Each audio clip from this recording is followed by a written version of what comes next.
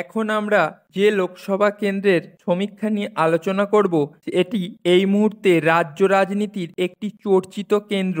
এই কেন্দ্র থেকে বহুদিনের সাংসদ ছিলেন তখনকার তৃণমূল কংগ্রেসের নেতা এবং বিগত দিনে কংগ্রেসেরও তিনি নেতা ছিলেন শিশির অধিকারী। শিশির অধিকারী বহুদিন ধরে এই কেন্দ্রের সাংসদ ছিলেন। সেই কেন্দ্রটি হলো কাঁথি। ডিপিভি সমীক্ষক সংস্থা কাঁথি লোকসভা কেন্দ্রের বিভিন্ন কেন্দ্রে ঘুরে ঘুরে যে রিপোর্ট সংগ্রহ করেছে তা আমরা আমাদের চ্যানেলের মাধ্যমে প্রকাশ করতে চলেছি। প্রসঙ্গত বলে রাখি, এই রিপোর্ট নিয়ে নিউজ আপডেট ইউটিউব চ্যানেল কোনো রকমভাবে নিজেদের মত প্রকাশ করেনি। এটি সম্পূর্ণভাবে ডিপিভি সমীক্ষক সংস্থা থেকে প্রাপ্ত রিপোর্ট।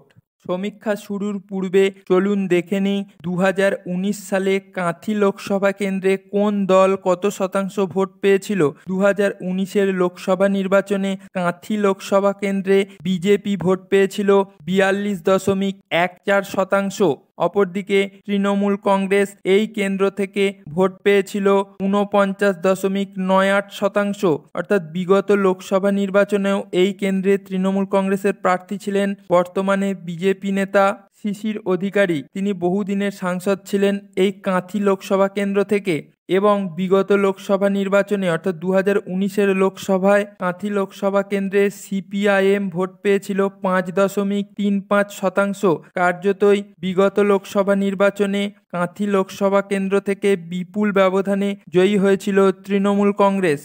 সমীক্ষক সংস্থা ডিপিভি দাবি করেছে যে দলবদল এই লোকসভা নির্বাচনের ভোটের বাক্সে একটি বিশেষ প্রভাব ফেলতে পারে, কারণ বিগত লোকসভায় তমলুক লোকসভা নির্বাচনের তৃণমূল কংগ্রেসের সাংসদ সৌমেন্দু অধিকারী দল বদল করে এবার বিজেপিতে যোগদান করেছেন এবং সেই সৌমেন্দু অধিকারীকেই বিজেপি কাঁথি লোকসভা কেন্দ্রে প্রার্থী করেছে। এছাড়াও এসএসসি প্রাইমারি টেট কেলেঙ্কারি এবং কেন্দ্রীয় সরকারের বিভিন্ন জিনিসের দাম বৃদ্ধি ইত্যাদি জিনিসগুলির ওপর ভিত্তি করেই ডিপিভি কাঁথি লোকসভা কেন্দ্রের বিভিন্ন কেন্দ্রে সমীক্ষা চালিয়ে যে রিপোর্ট আমাদের সামনে পেশ করেছে সেটি আমরা এখন প্রকাশ করতে চলেছি।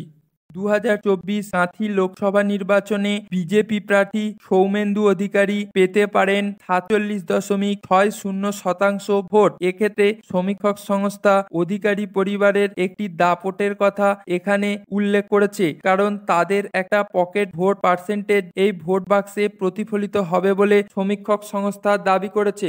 অপরদিকে এই কেন্দ্রে তৃণমূল কংগ্রেস এবছর প্রার্থী করেছে উত্তম বাড়িকে। তিনি পেতে পারেন 43.25% ভোট, এমনই দাবি করেছে সমীক্ষক সংস্থা ডিপিভি।